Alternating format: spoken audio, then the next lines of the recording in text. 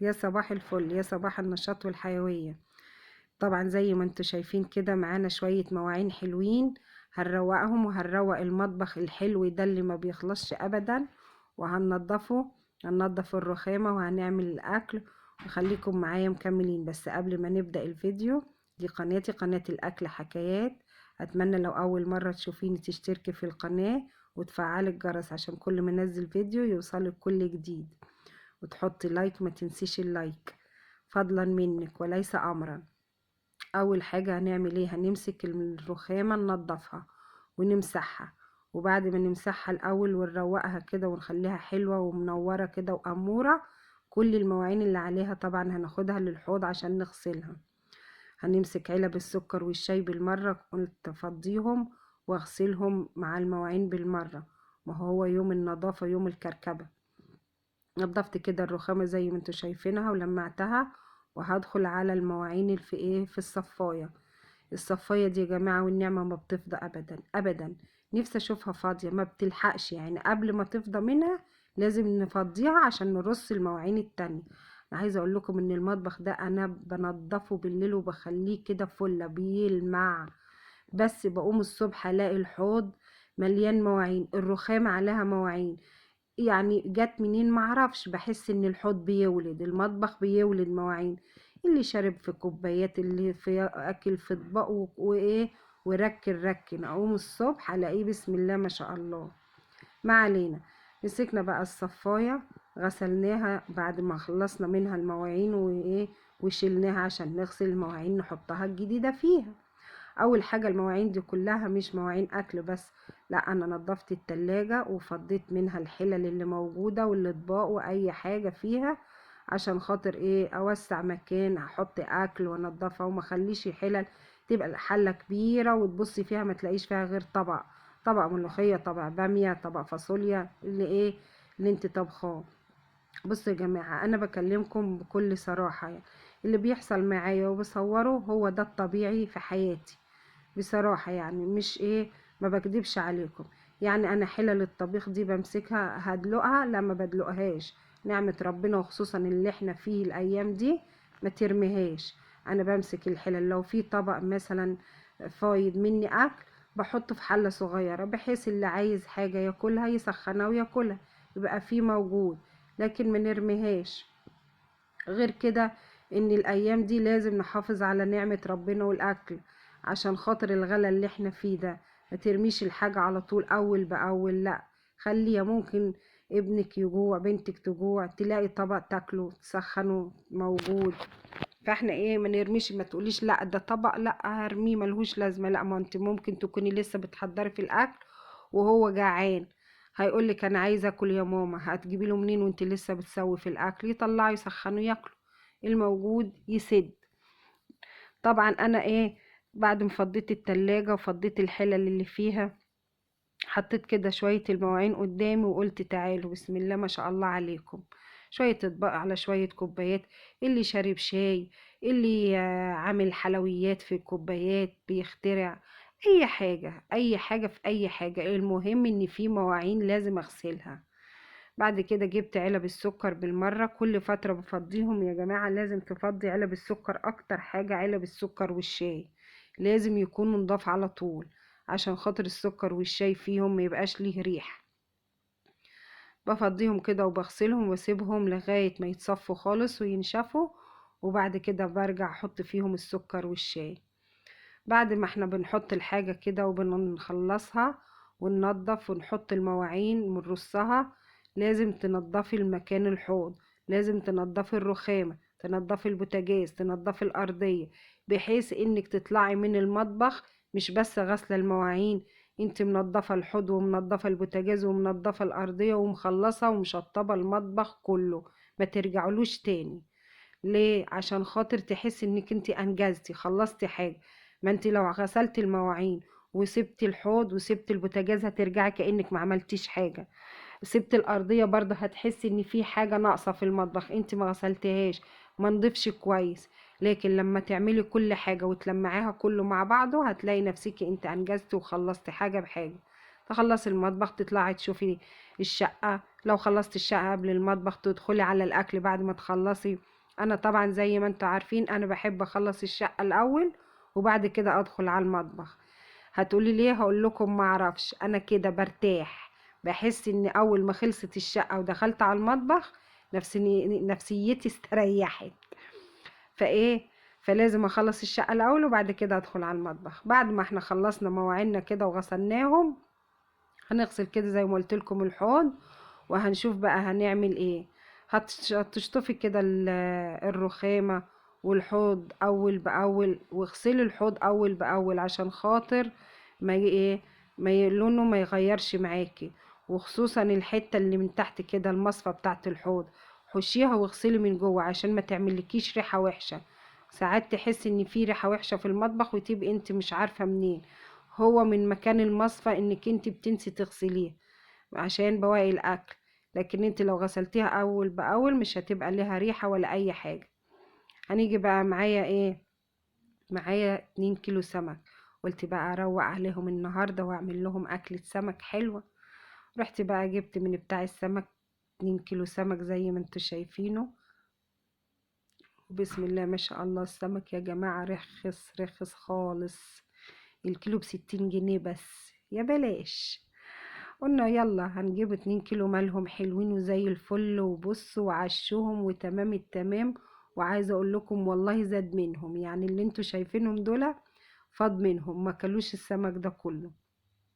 يعني هي بركة ربنا موجودة الحمد لله، اهم حاجة البركة يا جماعة في البيت والله، اهم من الاكل.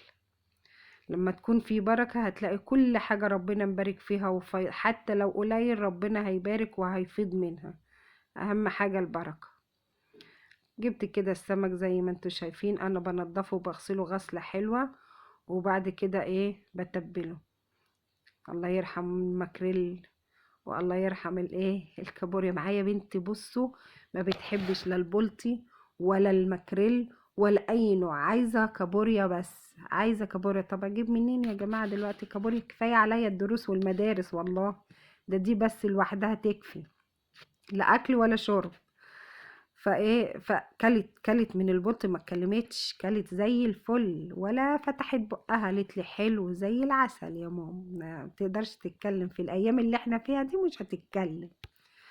بعد ما غسلته طبعا غسلة حلوة وشطفته وخلصته، كلنا عارفين غسل السمك وعارفين بيتغسل ازاي، وتنضفيه وتشطفيه وتغسليه كذا مرة عشان خاطر يبقى ايه ريحته حلوة.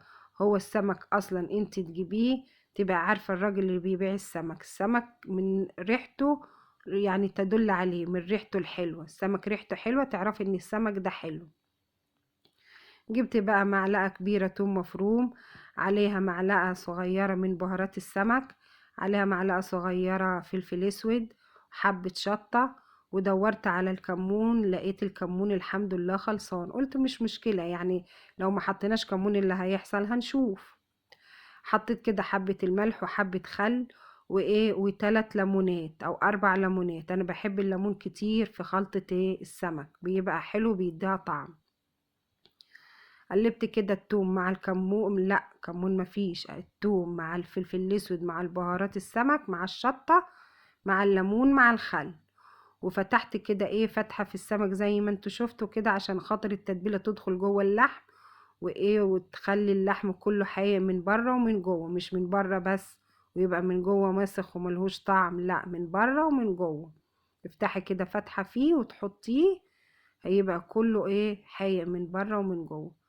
وهتبله كده وهسيبه ساعة ساعتين 3 4 مش مشكلة، يعني لغاية ما ايه ما ابدأ اقليه وناكل منه.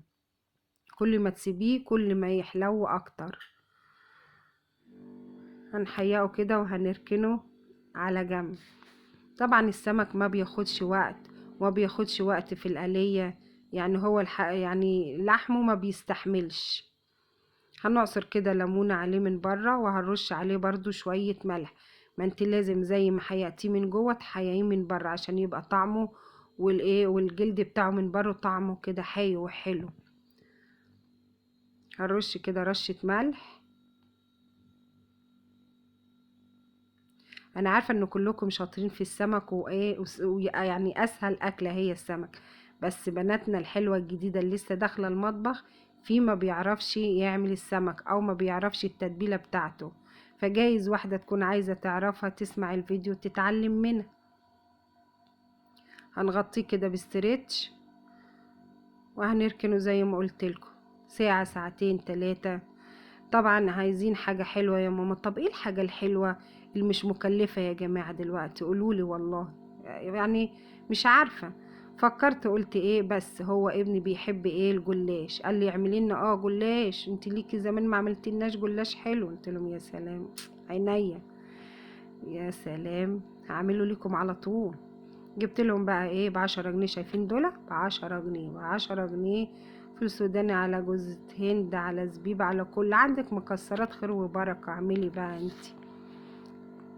جبت بقى لفة الجلاش وجبت ايه ب10 جنيه المكسرات بتاعت الغلابة بتاعتي دي اللي هي فول سوداني على جوزة هند، وفردت كده الجلاش وكوباية سمنة سيحتها على البوتاجاز، يعني كوباية سمنة وحوالي كوباية مكسرات فول سوداني على جوزة هند ولفة جلاش. جيت بقى جبت صاجة، قست الورقة عليها بالطول بالعرض، لقيتها ايه اكبر من الصاجة.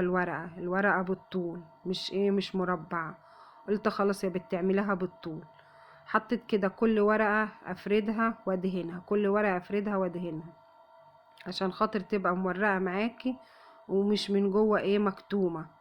واحط كده بالحبة مكسرات. طبعا المكسرات زي ما قلت لكم حطيت عليهم معلقة من الشربات او معلقة عسل نحل وتقلبيهم عشان خاطر ايه، عشان خاطر الحشو ما يقعش من الورقة. تحط عليهم معلقة عسل نحل او معلقة قولوا معايا شربات، دي او دي ماشي ودي ماشي.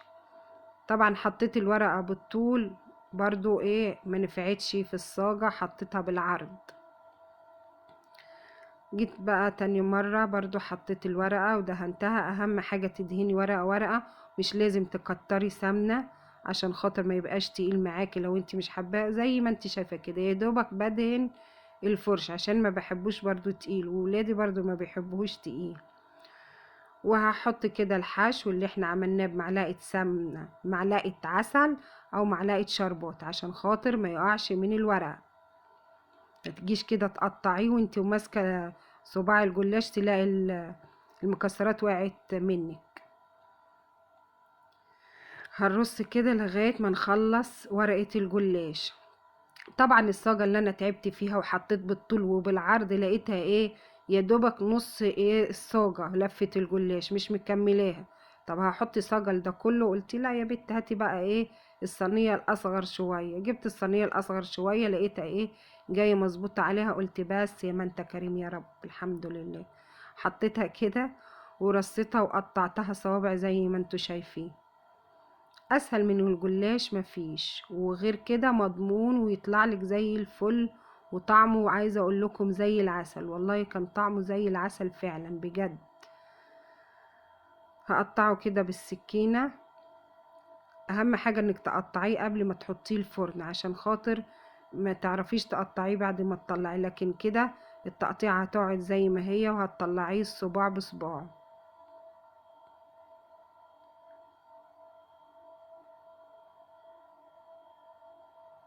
تقطعيه الاول قبل ما تدهنيه، يعني بعد ما ترصيه هتقطعيه وبعد كده هندهنه برشة سمنة تاني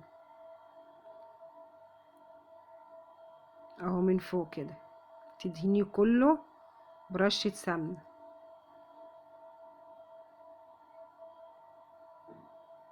طبعا لفة الجلاش انا ما خدتش كمان كوباية السمنة اللي انا ايه سيحتها كلها، خدت حوالي كوباية الا ربع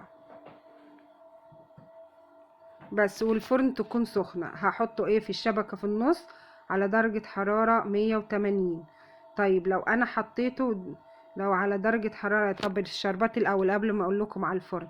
الشربات كوباية سكر على كوباية الا ربع سمنة على ايه عصرة ليمون، وهسيبه لمدة 10 دقايق على النار. طبعا حطيناه على الفرن طلعناه زي ما انتوا شايفين درجة الحرارة 180. لو لقيتيه ملونش جامد شغل عليه الشواية هادي اول ما تطلعيه على طول ترش عليه معلقتين لبن او 3. طب ايه لازمتهم؟ هيدوكي ايه طراوة للجلاش وهيخلوه ليكي تحفة. هنزل كده بالشربات وهو الجلاش سخن والشربات بارد، تنزلي بالشربات هيقولك طش على طول. الطشطشة دي احلى حاجة ايه في الصينية اول ما تطلعيها وتحط عليها الشربات. طبعا اهو زقيناه بالشربات كله ومعلقتين اللبن، ولا زهر ولا هيبان ولا هتعرفيه. وهنركنه بقى على جنب. خلاص كده هنبدأ نعمل السمك. احنا خلاص خلصنا صينية الجلاش وهنبدأ نحضر السمك. جبت بقى بصلايه هقطعها على ايدي، انا كده كده بضربها في الخلاط ما ببينهاش.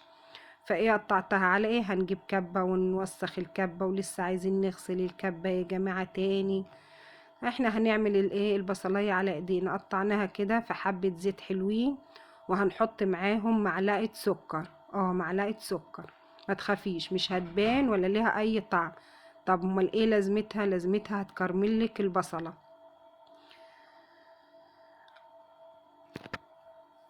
هتفضلي بقى ايه تشوحي فيها لغاية ما تديك اللون الحلو اللي انت شايفاه ده. هنحط بقى التوابل بتاعتها، حبة ملح، حبة فلفل اسود، وهنقلب لغاية ما يديك اللون الحلو ده. معاها معلقة من التوم اللي احنا عملناه للسمك، ومعاها مكعب مرقة. يعني هنحط مع البصلة مكعب مرقة، معلقة من التوم اللي احنا عملناه لخلطة السمك، ومكعب او مكعبين مرقة، ملح وفلفل اسود. وهنقلب ده كله وهنشوح لغاية البصلة ما تديك اللون الغامق، بس مش اللون المحروق، الغامق. هنزل بيه عليهم بكوباية مية. اول ما تيجي تغلي هشيلها على طول. عملت ايه؟ هضربها في الخلاط. طب ليه؟ عشان انا عندي ولادي ما بيحبوش البصلة يعني تيجي تحت ضرسهم، وخصوصا ابن الصغير. وكمان في المحلات وفي المطاعم الرز انتوا بتشوفوه شكله كده بس ما بتشوفوش فيه قطع بصل. ليه؟ لان هما بيفرموا برضو البصل زي كده نفس الطريقة.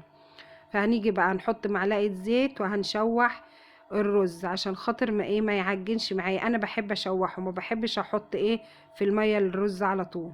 اول ما اشوحه كده معايا ويسخن انزل عليه بالبصل اللي احنا فرمناها في الخلاط. وهنزل هكمل بقى بالمية المغلية. بس كده.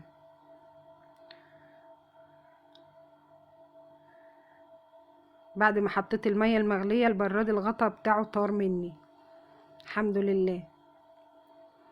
هتدوقي كده وهتظبطي الملح بتاعك، لقيتيه عايز ملح حطي له ملح، ظبطيه كده وهتسيبيه يغلي. اول ما يغلي هتهد عليه النار خالص وهتسيبيه كل شويه تقلبيه عشان خاطر ما يلسعش منك من تحت ويعجن. هاجي بقى هتبل السمك وهسيبه مدة 10 دقايق كده عشان خاطر يشرب الدقيق بتاعه ما يتحرقش في المية ويبقى معاكي مقرمش وكريسبي.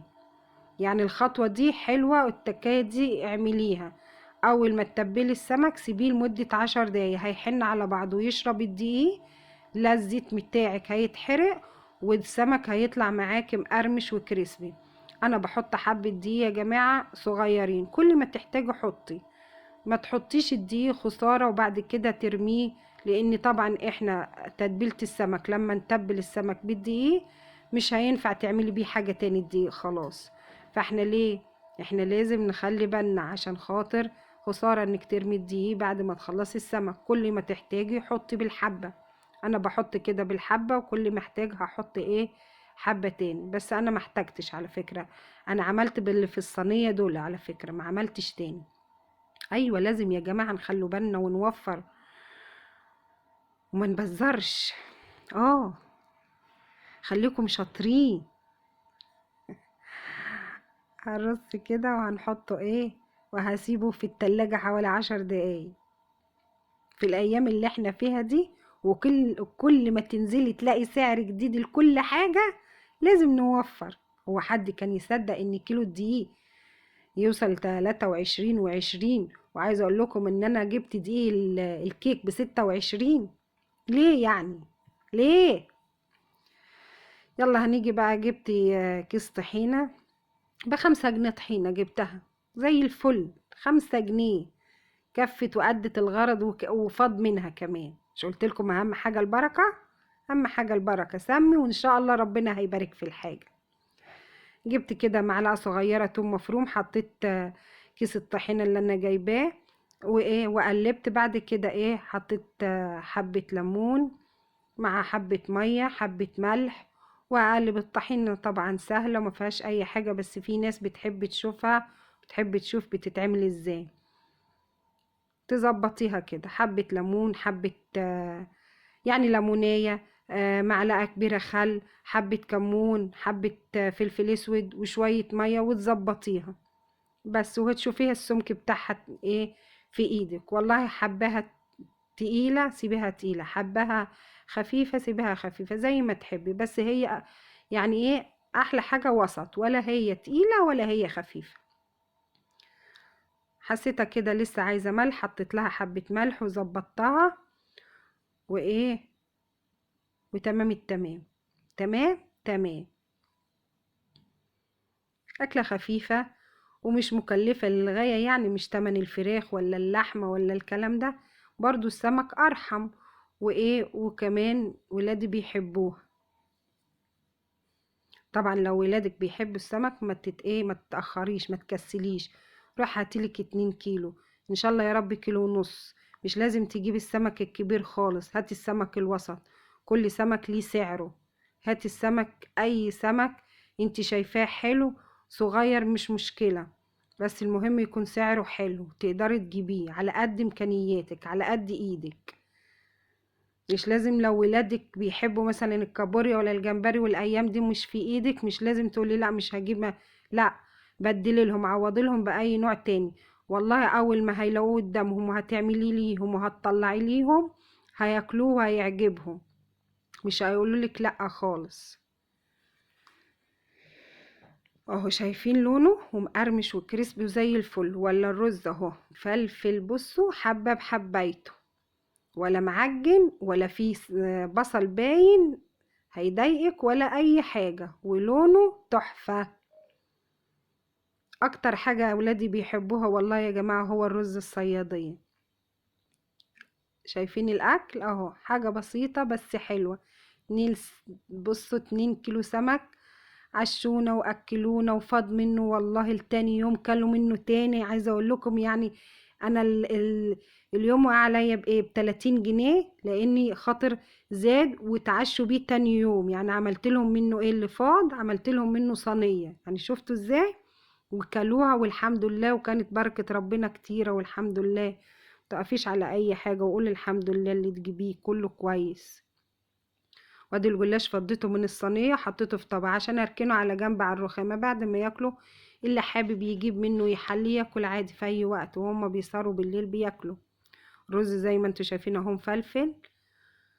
وادي السمك اهو مستوي طبعا، وشوفوا اللحم بتاعه ابيض زي الفل من جوه ومستوي زي الفل. وحبة طحينة، وبنت عملت السلطة وكلنا والحمد لله. ويا رب الاكل يكون عجبكم. ولا الجلاش بقى، بص هوريكم الجلاش عامل ازاي. جلاش من جوه بصوا، طري من جوه، طري طري، ومن بره مقرمش حكايه. اقول لكم كان طعمه زي العسل، ما خدش حاجه. تاني يوم كان الطبق اللي انتوا شايفينه ده خلص. يا رب الفيديو يكون عجبكم، واتمنى تحطوا لايك، واشوفكم على خير، واقول لكم مع السلامه، باي باي.